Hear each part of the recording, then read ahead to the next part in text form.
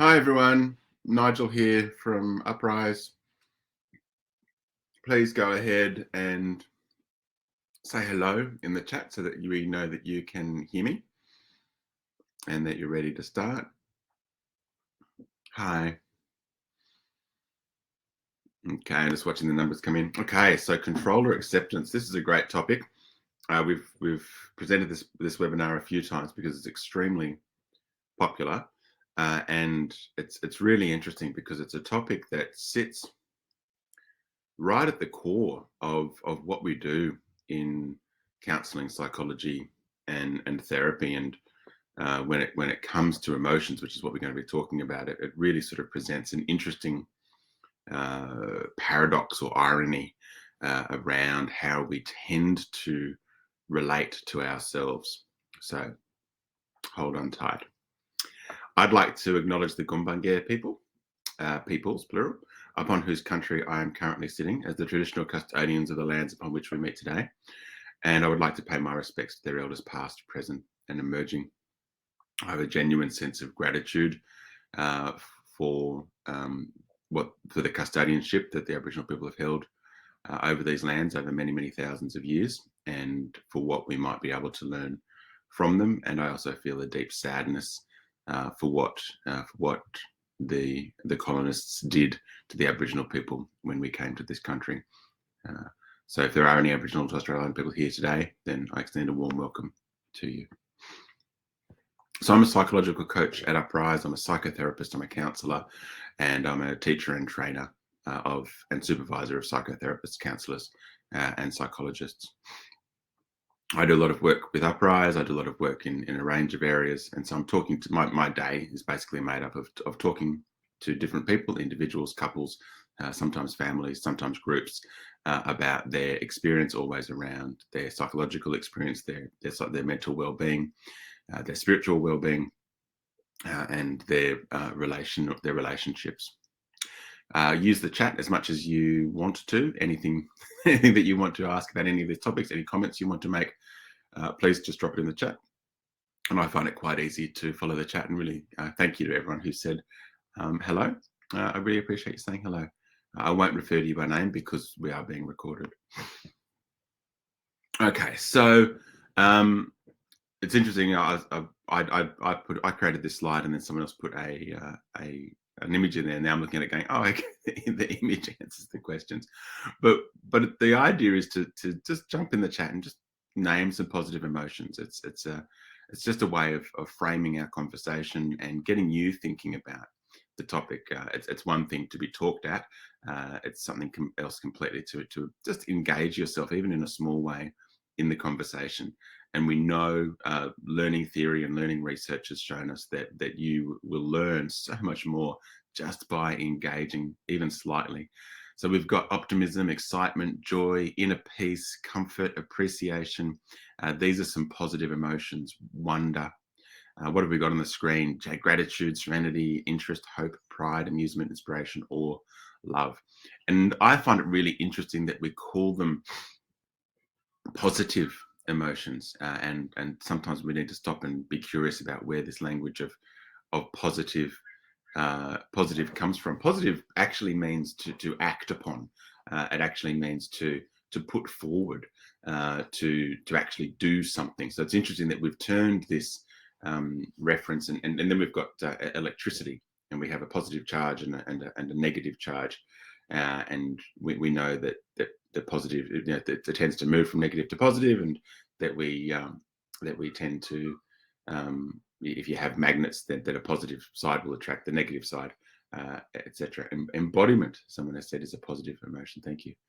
And so the next slide sort of asks you to think about, okay, well, how do you feel about positive emotions? And this is, where it starts to get a little bit interesting. So how do you feel about positive emotions? Comfort, joy, inner peace, appreciation, excitement, optimism, embodiment, wonder. How do you feel about it? It's pretty rhetorical, but I just want to see what people say. I need more. I feel safe. What else? How do you feel about positive emotions? Whole. Yeah. Oh, scary, someone said. I like scary. Comforting, happy, uplifted, the most positive, not enough of them, mood changing. Yeah. We tend to want positive emotions. And there's the one I'm looking for. Positive emotions are good. We'd love to have them all the time. Addict, I'm addicted to positive emotions. That's a great response.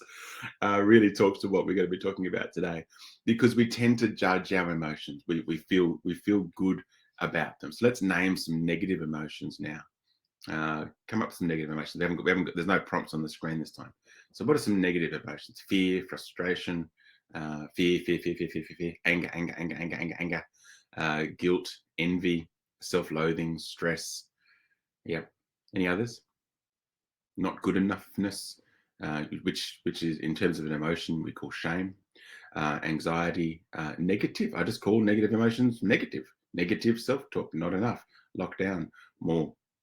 So again, just really interest this language about this binary separation, this what the early psychoanalysts called a splitting of the world between positive and negative, between what's good and what's bad. And we want more of what's good, we want less of what's bad. We want to get close and bring towards us the good and the positive. We want to push away and get rid of and distance ourselves from anything that's negative. So I've answered that question. How do you feel about negative emotions? You can, someone's popped worthless. Someone's put more. Someone said lockdown. When you think about negative emotions, what's your response? How do you feel about negative emotions? I prefer the term difficult. Yes, good. Down. Yeah, they bring me down. I feel sad about negative emotions. I don't want to attach to them. I think they're not helpful. They're heavy. Would like to be able to get rid of them. That's what I hear all the time. I want to get rid of my negative emotions. I want them gone. I want to just want them. Any way I can get rid of them, I will. I'm going to talk more about all the different ways we try and get rid of our negative emotions. Want to make peace with them. They make me irritable. They make me frustrated. I can't escape them. Sometimes I try and sit with it. It depletes my energy. Can't always be positive, can you? I actually value them because I feel like it's where I get most of my growth from. It takes a lot of mental capacity to not think about them. Can be positive if they lead to change. Oh, so negative emotions can be positive emotions. When might a negative emotion be a positive emotion? When might a positive emotion be a negative emotion? Oh my gosh, doesn't it start to get confusing when we start to unpack it? So control, is that the right slide? Oh my gosh, I did check these. So what we tend to try to do is we tend to control. Yeah, we tend to control our emotional state so that we have more positive and less negative. So we tend to sort of be reaching out for going, okay, how do I bring positive emotion into my life, and how do I push anything that I perceive to be negative out of my life? Now, this comes because we've made this decision, either at an individual level or at a community level, at a social level, maybe even at a human level. We've made this decision that some emotions are good and some emotions are bad. Some emotions should be kept and other emotions should be got rid of, which puts us in a situation of needing to or wanting to control our emotional state, but not only wanting to control our own emotional states, but to control the emotions of other people. Someone's just added, yes, it's so easy to absorb so many negative emotions from other people on top of our own. And I have many sessions with people about that as well.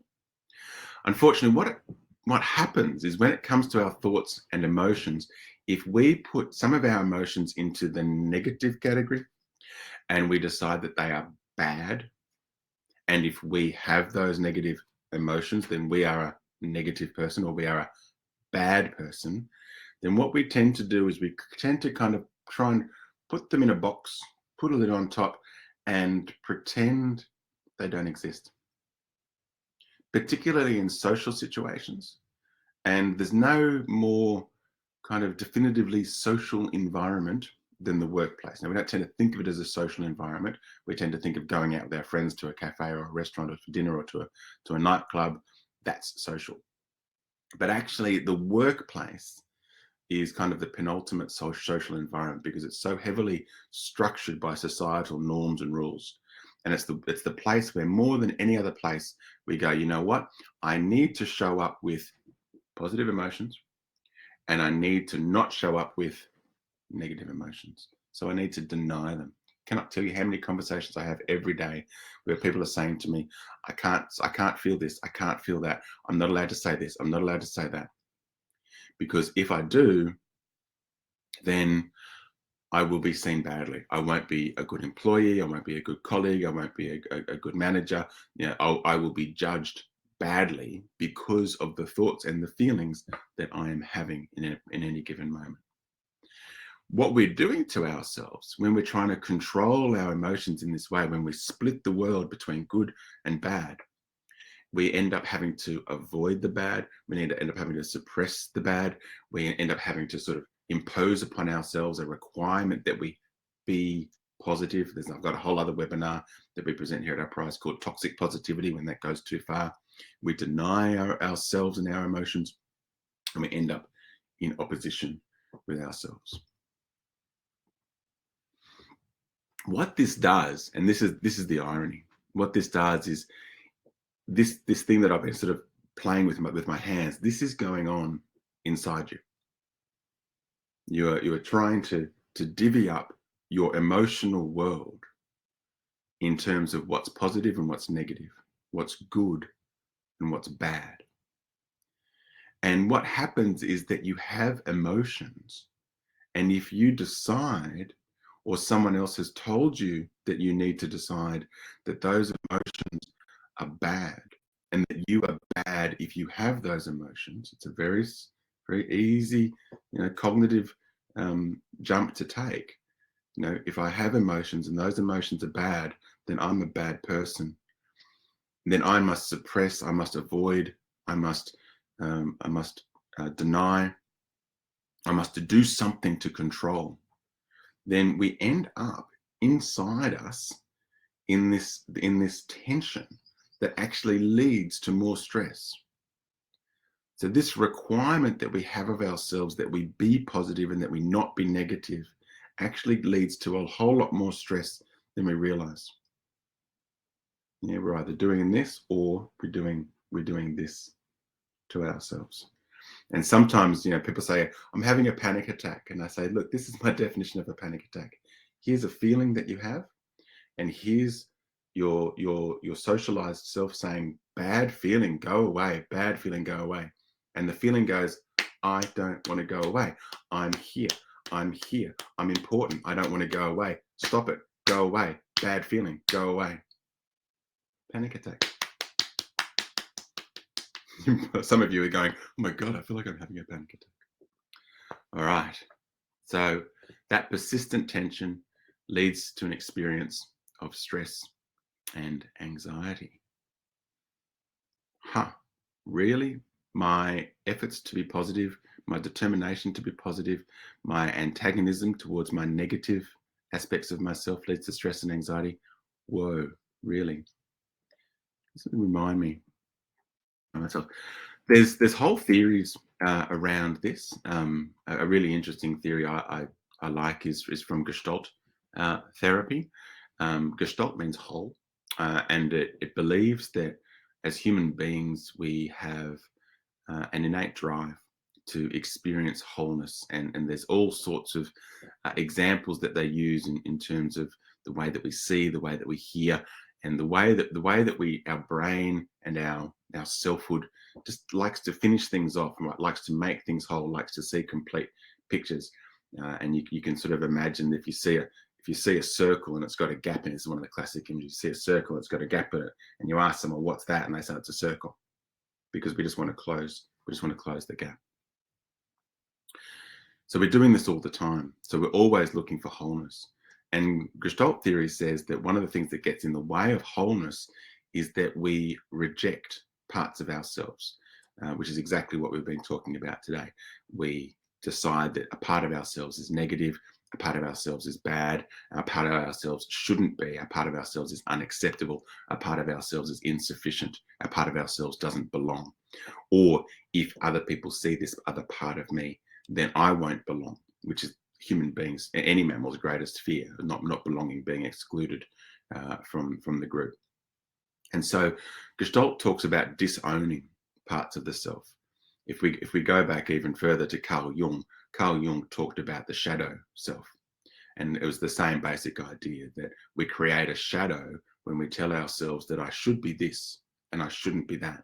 And if there's part of me that is that, because one way of thinking about it is that there's a little bit of everything in all of us. If you think about the yin and the yang symbol, you've got the black and the white, and there's a little bit of black in the white and there's a little bit of white in the black. That's to symbolize that there's a little bit of yang in the yin and there's a little bit of yin in the yang.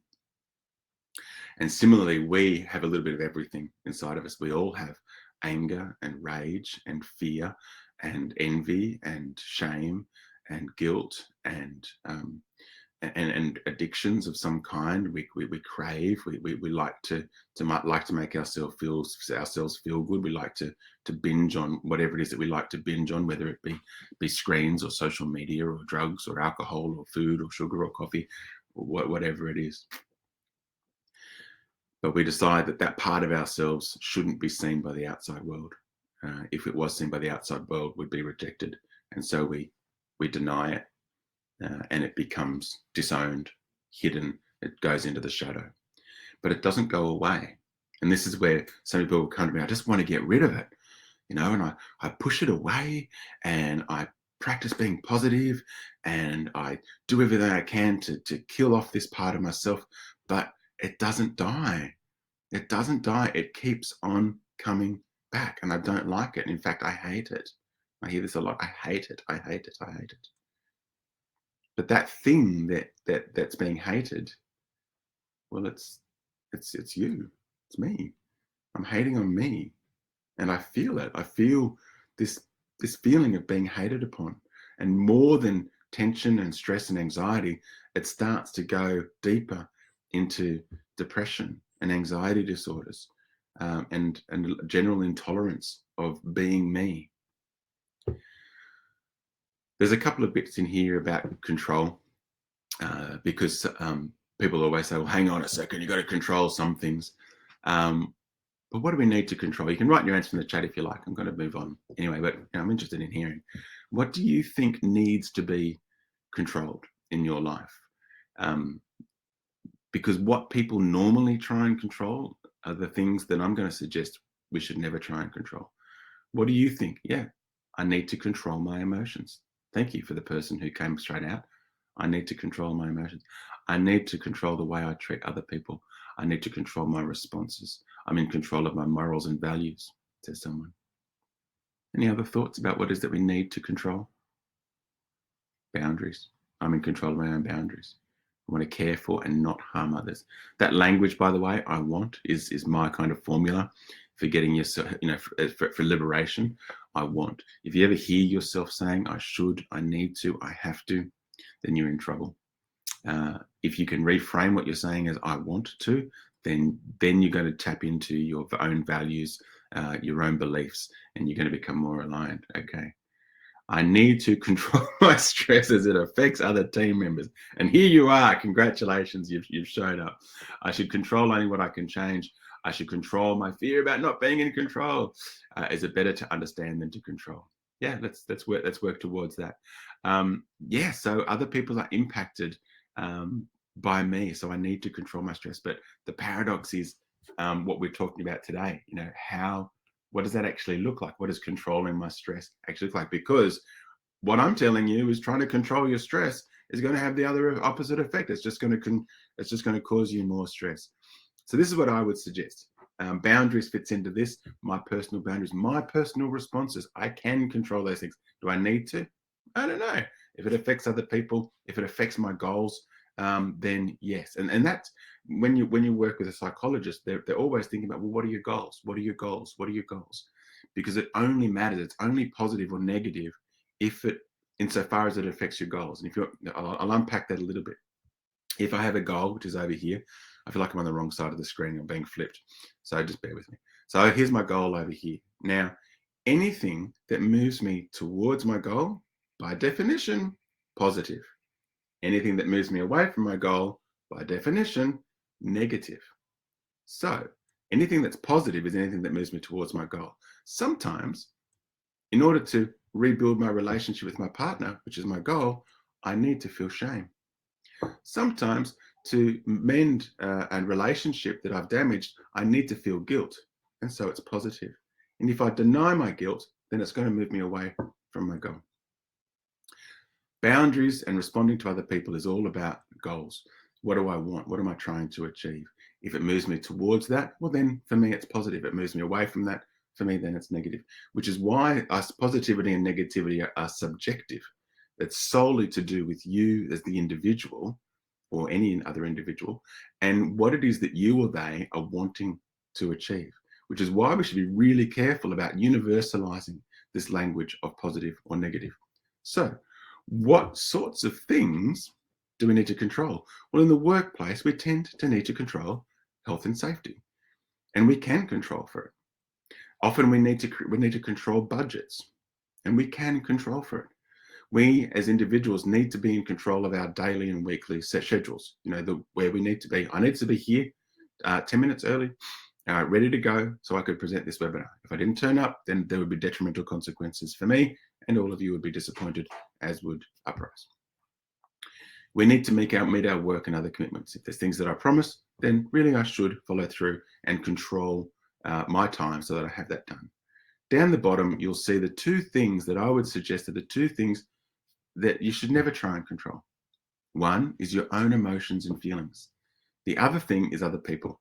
Now, in therapy, I can't tell you how often, particularly couples therapy and family, and family therapy, can't tell you how often I'm dealing with people who are coming in because the thing that they're trying to control is the other person. And they're not only trying to control the other person, they're trying to control the other person's feelings, even if it's in a positive way. Because every husband, wives out there, every husband, every girlfriend, every boyfriend, every husband, every boyfriend wants you to be happy. And so many of the things, other than when he's self-serving and being selfish, which is happening a lot, everything else that he's doing, he's thinking he's doing because it's going to make you happy. But he doesn't have that control. And so he's very often disappointed because she's not happy. She's sad, she's angry, she's mad, she's pissed at him. She's having a period. She's pissed at the world. She's pissed at everything. And he's failed. Oh my gosh, I couldn't make my partner happy. I failed. It's out of your control. It's out of your control. Not your responsibility to make another person happy. Similarly, you can't control your feelings. So, what do we do with those pesky feelings? Someone has suggested it's better to understand than control. I love the idea of understanding. Spend a lot of my time in therapy helping people to understand, and me working to understand their emotions. So what do we do with them? The answer from the research, from the theory, from all of psychology, all of therapy, all of Buddhism, all of Taoism, so many other faiths and spiritualities in the world that teach about the psychology of emotion, they say acceptance is the answer. What does this mean? Well, when I'm angry, I accept that I'm angry. When I'm sad, I accept that I'm sad. When I feel ashamed, I accept that I feel ashamed. When I feel guilt, I accept that I feel guilt. What changes isn't the emotion itself. It doesn't go anywhere. I still feel sad. I still feel mad. I still feel ashamed. I still feel guilty. I still feel envy. What stopped is the tussle. I've stopped fighting myself. I've stopped telling myself that I'm bad, I'm wrong, I'm insufficient, I'm negative, that I'm stopped telling myself that I shouldn't feel what I'm feeling. I simply accept this is what I'm feeling. Now I can do it with joy and hope and elation, happiness. Or can I do it with sadness and pain, frustration? Similarly accept that that's what I'm feeling in that moment. With acceptance comes the possibility of understanding. And what's interesting is that while ever I am suppressing and controlling, There's no space, there's no room for understanding. Yeah, a really helpful and popular metaphor for emotions is that our emotions are like a compass. Yeah, that our emotions are telling us. Here's my compass. I'll do it this way. Our emotions are telling us. Looks more like a dial. Our emotions are telling us what's really going on for us. Yeah, how we really feel about a situation and what that situation is meaning to us. Now, we can do things to change that, but it's not by trying to control the emotion. We do things to change it by understanding the emotion, understanding where it's coming from, understanding why we have this feeling, why it's so persistent if it's persistent, and listening to it. You know, it's another good sort of metaphor for emotion is that it's motion. So E as in oh gosh, sorry, EMC squared. I've just got the names popped out of my head. So someone will tell me who's at EMC squared. E for energy and motion. So emotion is the energy that our body harnesses to give us Albert Einstein. Thank you. I thought it was Albert Einstein, EMC squared, energy for motion. That's what emotion is. Emotion is the motivator. It's the energy that we need. It's sort of, it triggers the chemical reactions that create the energy that our muscles, that our brain, that our heart, our lungs, our loins need to move us in the direction that our body thinks that we want to go. Now, there's been, first of all, there's there's a long history of the body being wiser than the brain.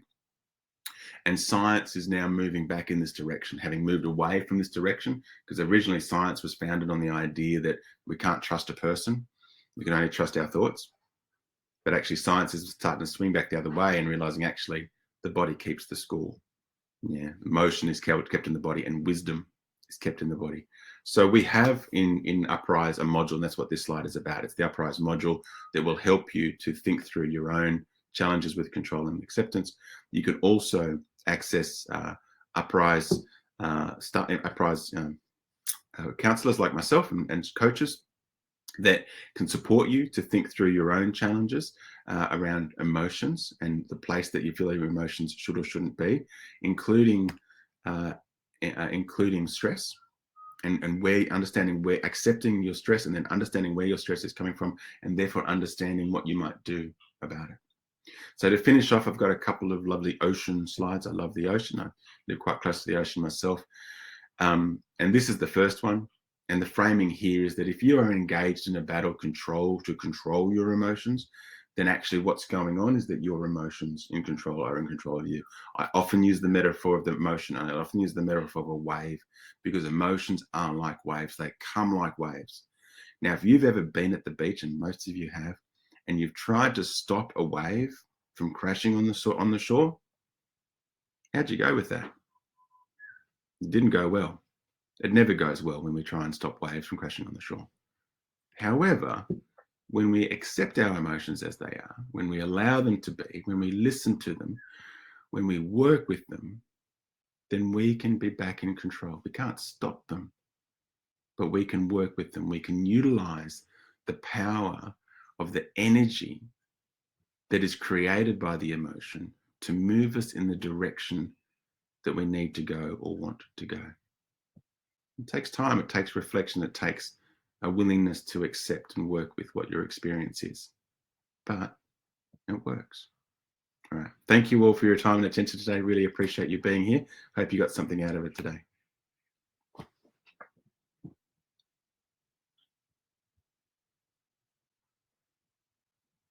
Please click the link further up and share some feedback. Be very helpful. Thank you. Have a good day.